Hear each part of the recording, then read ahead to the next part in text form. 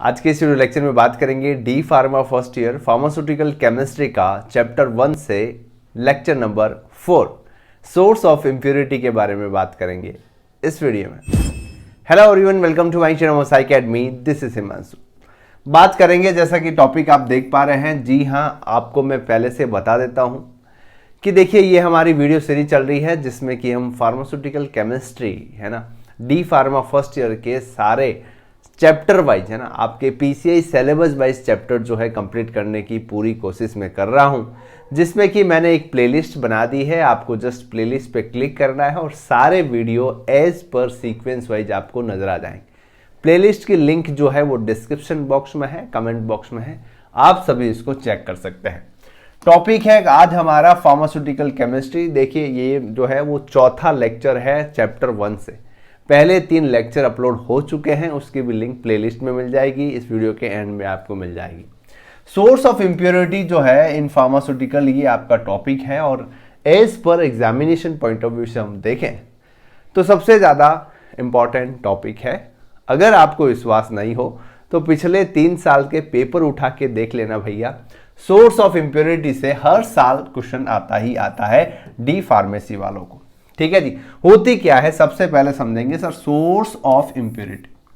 यहां पे सबसे पहले तो हमने इम्प्योरिटी समझने की कोशिश करनी है कि सर इम्प्योरिटी होती क्या है। हम सुनते तो बहुत है सर ये इम्प्योर है, ये प्योर नहीं है। इम्प्योरिटी होती क्या है तो सिंपल सी डिफाइन जो है डेफिनेशन इसमें लिखी हुई है। देखिए, a compound said to be impure it is having foreign particle, मतलब कि कोई भी कंपाउंड जो है वो फॉरेन पार्टिकल की प्रेजेंस में इम्प्योर हो जाता है, वो अपनी प्योर कंडीशन में नहीं रहता, इसको हम इम्प्योरिटी कहते हैं।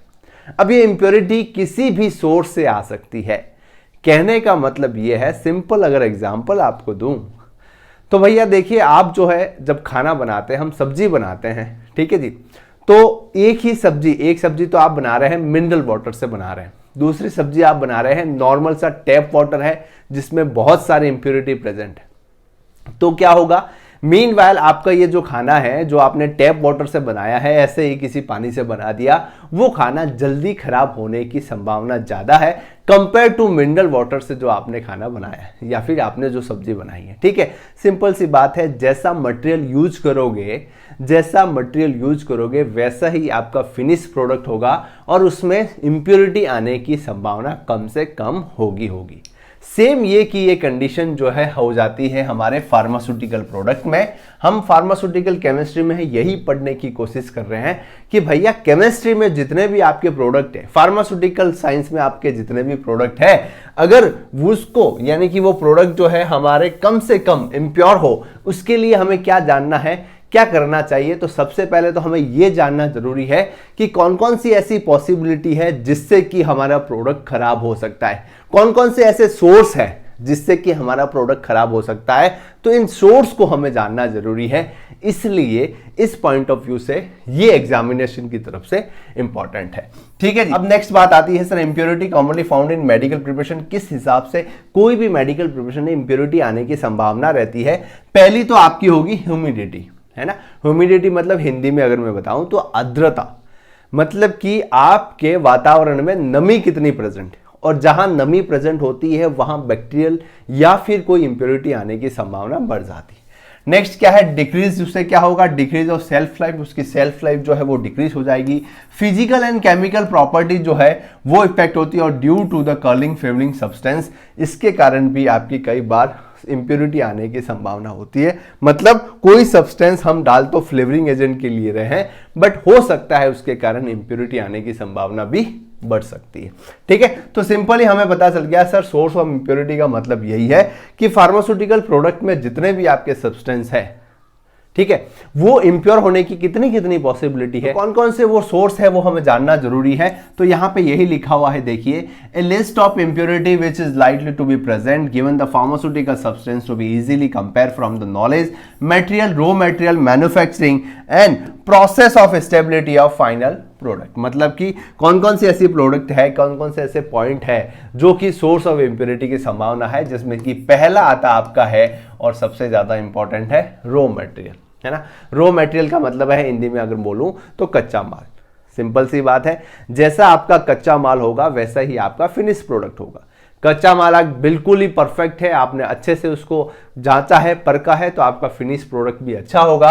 अगर आपने कच्चा माल यानी कि रॉ मटेरियल ही अच्छा नहीं लिया है तो इम्प्योरिटी आने की संभावना बहुत ज़्यादा है।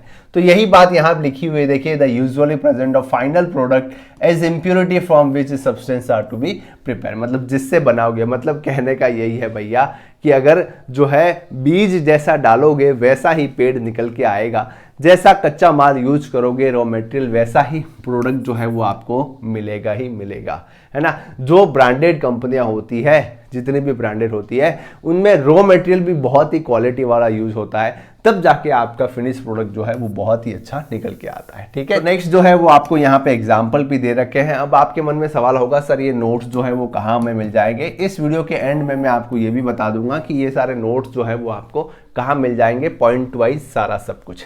नेक्स्ट पॉइंट आता है reagent use in manufacturing process. ठीक है, सिंपल सी बात है भैया कि सर कच्चा माल के बाद जितने भी हम रिएजेंट यूज कर रहे हैं किसी भी मैन्युफैक्चरिंग प्रोसेस में, तो उस रिएजेंट पे डिपेंड करेगा कि हमारी फाइनल इंप्योरिटी जो कितनी है, इंप्योरिटी आने की क्या क्या संभावना है। तो यहाँ पे एक और पॉइंट ये आता है कि कौन कौन से रिएजेंट आप यूज कर रहे हैं ना। तो सिंपल सा यहाँ पे एग्जाम्पल भी दे रखा है, इसमें कुछ ज्यादा लेंदी है नहीं sir. Reagent use in manufacturing process, और इतना आपको लिखना ही जरूरी है कि भैया reagent use in manufacturing process are not completely remove and washing find the entry into the final product. मतलब जो आप रिएजेंट, जैसे कि आपने कोई रिएजेंट यूज किया है किसी भी प्रोडक्ट को वॉश करने में, अगर आपने प्रॉपर वे में उसको रिमूव नहीं किया तो वो फाइनल प्रोडक्ट में आपका वो रिएजेंट होगा ही होगा, और वो फ्यूचर में आपकी इम्प्योरिटी प्रोडक्ट पैदा कर सकता है। तो ये सारी चीजें हमें ध्यान रखनी है। नेक्स्ट आता है आपका इंटरमीडिएट, मतलब कि कुछ ऐसा रिएक्शन प्रोसेस होता है, मैन्युफैक्चरिंग प्रोसेस होता है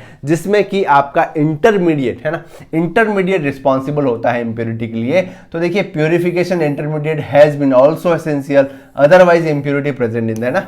तो आपका जो इंटरमीडिएट है उसके कारण भी इम्प्योरिटी की आने की संभावना होती है। इंटरमीडिएट मतलब बीच का जो प्रोडक्ट आपका बनता है वो सारा सब कुछ यहाँ पे रहने वाला आता है। सर एटमॉस्फेरिक कंटामिनेशन, और मुझे लगता है ये सबसे ज्यादा रिस्पॉन्सिबल है आपका सोर्स ऑफ इम्प्योरिटी को लेकर इन फार्मास्यूटिकल प्रोडक्ट। वो कैसे सर?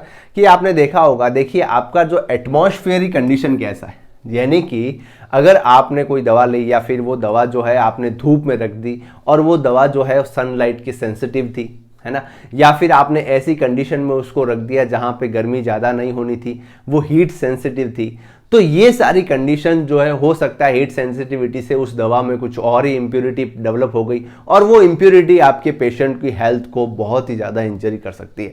तो ये सारी चीज़ों को ध्यान में रखते हुए एटमॉस्फेरिक कंटामिनेशन नहीं हो, ये भी एक बड़ा कारण हो सकता है आपकी प्रोडक्ट में सोर्स ऑफ इम्प्योरिटी का। तो हमें सबसे ज़्यादा ध्यान रखना है। हम सभी जानते हैं, आप सभी भी जानते हैं, हर दवा के ऊपर जो है उसकी कंडीशन लिखी होती है, भैया इसको कहाँ रखनी है, फ्रिज में रखनी है, बाहर रखनी है, धूप में नहीं रखनी है। वो सारा इसीलिए इंपॉर्टेंट रखा हुआ होता है क्योंकि हर कोई दवा में पॉसिबिलिटी ऐसी है कि हो सकता है उसमें इंप्योरिटी डेवलप हो जाए। तो एटमॉस्फेरिक कंडीशन जो है वो बहुत ज़्यादा इंपॉर्टेंट है। नेक्स्ट क्या है, देखिए मैन्युफैक्चरिंग हैजार्ड, है ना। Present of hazard in industry can gives the rise of impurity of manufacturing, है ना। तो आपके जितने भी मैन्युफैक्चरिंग प्रोसेस में जो हैजार्ड है, मैन्युफैक्चरिंग हैजार्ड जो अपन यूज कर रहे हैं, माइट बी पॉसिबल, इनकी वजह से भी इंप्योरिटी आने की पूरी संभावना रहती है।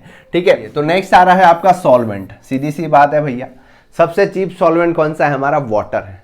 अब वाटर जो है सॉल्वेंट के कारण भी कई बार हो सकता है कि आपकी इंप्योरिटी की पॉसिबिलिटी होती है। कौन सा सॉल्वेंट आप यूज कर रहे हैं किसी भी मैन्युफैक्चरिंग प्रोसेस में या फिर एनालिसिस में, वो डायरेक्टली इंपैक्ट करता है आपके फाइनल प्रोडक्ट में, और वो फाइनल प्रोडक्ट की इंप्योरिटी सोर्स जो है वो बन के भी आ सकता है। तो सॉल्वेंट भी कई बार बहुत ही ज्यादा इंपॉर्टेंट है।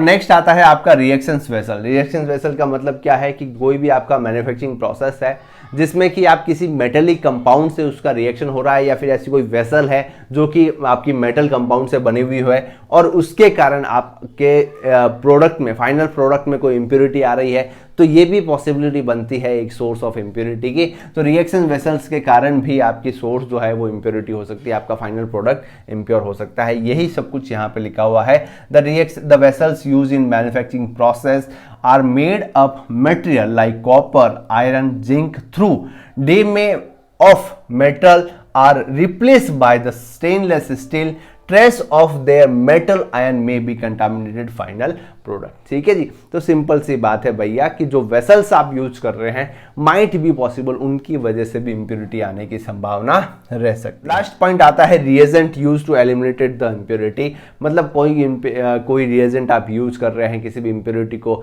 एलिमिनेट करने से, उसके कारण भी इंप्योरिटी आने की पूरी संभावना रहती है। तो as per examination point of view से देखें, टॉपिक जो है वो आपका छोटा है बट बहुत ही ज्यादा इंपॉर्टेंट है। अगर 4 नंबर में 5 नंबर में सवाल ये आता ही है, आपको प्रॉपर वे में इसको ढंग से लिखना है कि जिस हिसाब से क्वेश्चन का वेटेज है, सोर्स ऑफ इंप्योरिटी, इंप्योरिटी को डिफाइन करना है, फिर किस किस कारण से इंप्योरिटी आ सकती है, और उसके बाद में आपको पॉइंट वाइज यहां पे लिखना पड़ेगा कि रॉ मटेरियल के कारण आ सकती है, reagent use in manufacturing process के कारण, इंटरमीडिएट आपका आ गया, मैन्युफैक्चरिंग हैजार्ड आ गया, एटमॉस्फेरिक कंटामिनेशन आ गया, नेक्स्ट रिएक्शन वेसल्स आ गया, रिएजेंट यूज इन एलिमिनेशन इंप्योरिटी। ये सारे पॉइंट लिखने के बाद ही आपका ये जो पूरा कंप्लीटली टॉपिक जो है वो कंप्लीट होगा। तो इस हिसाब से आपको अटेंड करना है। अब बात आती है सर ये जो नोट्स है वो हमें कहाँ अवेलेबल हो जाएंगे, तो स्क्रीन पे आप देख पा रहे हैं, जी हाँ ये हमारी वेबसाइट है फार्मा एफिनिटी, जहां पे आप देख पा रहे हैं pharma jobs, pharma notes, pharma exam paper, scope in pharma notes में आपको जाना है, और नोट्स में जाने के बाद हमें जाना है डी फार्मा में ना। डी फार्मा में आप जैसे ही जाइएगा तो यहाँ पे आप देख पा रहे हैं फर्स्ट ईयर में आपको जाना है। ये आपका केमिस्ट्री जो है फर्स्ट ईयर का है। अभी जो है आपको दिख रहा है फार्मास्यूटिकल केमिस्ट्री। जैसे ही आप डाउनलोड करेंगे यहाँ पे चैप्टर वाइज आपको जो है टॉपिक मिल जाएंगे, आप यहाँ से डाउनलोड कर सकते हैं। और आने वाले टाइम में और भी बहुत ज़्यादा में ऑप्शन जो है एक चैप्टर की भी 1 से ज़्यादा PDF जो है आपको यहाँ पे अवेलेबल हो जाएगी। चलिए, तो आप बी फार्मा डी फार्मा किसी के भी स्टूडेंट हैं, आप हमारी वेबसाइट पे अपने नोट्स कलेक्ट कर सकते हैं, और आने वाले टाइम में डी फार्मा एग्जिट एग्जाम से रिगार्डिंग भी सारी इंफॉर्मेशन आपको मिलेगी हमारे चैनल अमरसर एकेडमी और हमारी वेबसाइट www.pharmaaffinity.com। कैसा लगा इन्फॉर्मेशन जरूर बताएं कमेंट सेक्शन में, लाइक करें, शेयर करें, सब्सक्राइब करें। Keep watching, stay tuned.